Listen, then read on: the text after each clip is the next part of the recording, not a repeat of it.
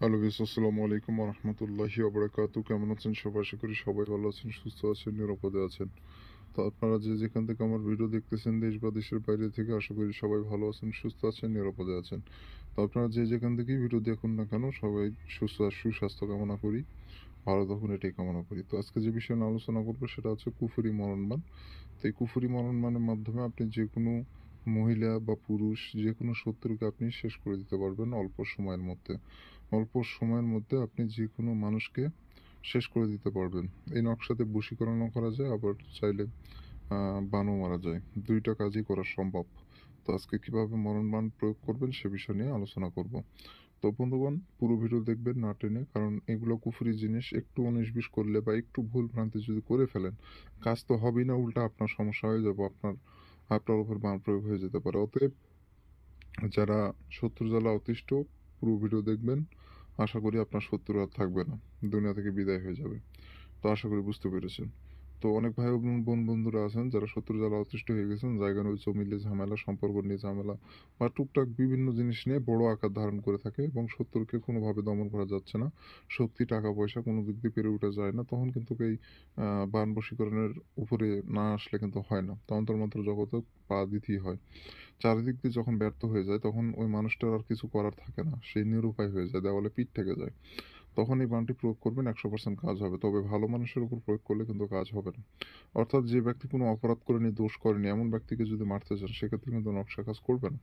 অবশ্যই আপনাকে যে ব্যক্তি অপরাধ করেছে তাকেই আপনাকে বান মারতে হবে, তাহলে কাজটা হবে, তাছাড়া হবে না।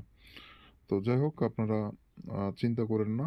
যারা শত্রু জ্বালা অতিষ্ঠ তাদেরকে একটা কথা বলি, এই ভিডিওর মাধ্যমে আপনার সেই দুঃখ দুর্দশা দূর হয়ে যাবে আজকের পর থেকে। তো আমার চ্যানেলে নতুন এসে থাকলে অবশ্যই চ্যানেলটি সাবস্ক্রাইব করে পাশে থাকা বেল আইকনে ক্লিক দিয়ে অল নোটিফিকেশন অন করবেন, এতে করে পরবর্তী সব নতুন নতুন ভিডিওগুলো দেখতে পারবেন সবার আগে। আমি প্রতিদিন বান বশীকরণ ভিডিও দিয়ে থাকি, ওগুলো জানতে ও শিখতে চাইলে অবশ্যই চ্যানেলটি সাবস্ক্রাইব করে রাখবেন। তো যাই হোক বন্ধুগণ, স্ক্রিনে মূলত যে নকশা দেখছেন এটা সেই বহুল প্রতীক্ষিত মরণবান নকশা।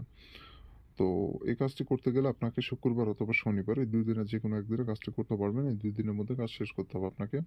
অন্য কোনো দিনে কাজ করলে কাজ হবে না। অবশ্যই এই ২ দিনের যেকোনো একদিনে নির্ধারিত করে আপনাকে কাজটি সম্পন্ন করতে হবে।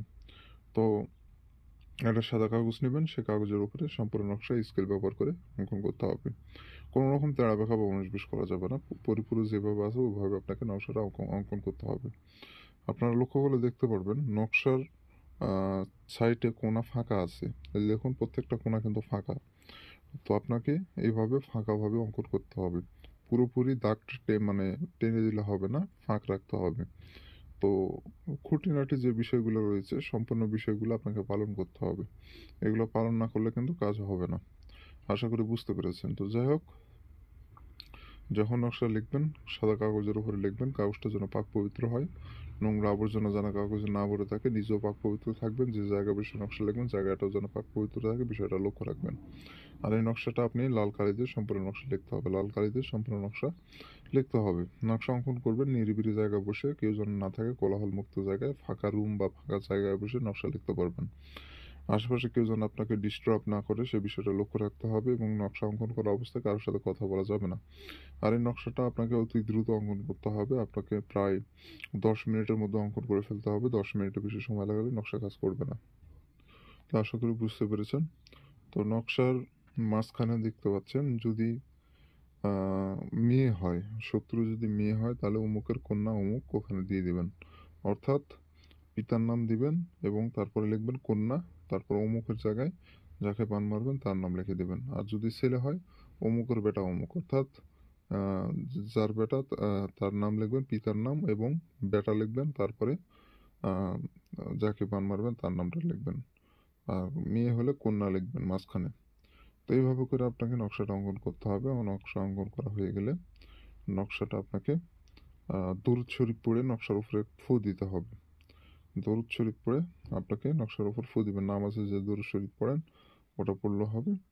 আপনি আ অন্য দরুদ শরীফ পড়লেও হবে। ছোট অনেক দরুদ শরীফ আছে, যেকোনো দরুদ শরীফ পড়ে নকশার উপর একটা ফু দিবেন। ফু দেওয়ার পর নকশাটা আগুনে পোড়ায় ফেলবেন। আগুনে পোড়ায় ফেলবেন। এখানে ২ টা নামই লিখতে হবে। অমুকের কন্যা অমুক, অমুকের বেটা অমুক। অর্থাৎ যদি মেয়ে হয় তার পিতার নাম দিবেন, তারপর কন্যা, তারপর অমুক, তারপর অমুকের বেটা অমুক, অর্থাৎ পিতা এবং পুত্রের নাম, পিতা পিতা এবং কন্যার নাম। যদি মেয়ে হয় তাহলে মেয়ের মতো করে দিবেন, ছেলে হলে ছেলের মতো করে দিবেন। এখানে সম্পূর্ণ উল্লেখ করাই আছে আপনাকে। আশা করি বুঝতে পেরেছেন। তো নকশাটা আগুনে পোড়ায় ফেলবেন। আপনাকে আর কিছু করতে হবে না। মোমবাতির আগুনে পোড়ায় ফেলবেন সম্পূর্ণ নকশা। আপনাকে আর কিছু করা লাগবে না। আপনার ১ থেকে ২ দিনের মধ্যে কাঙ্ক্ষিত শত্রু মারা যাবে।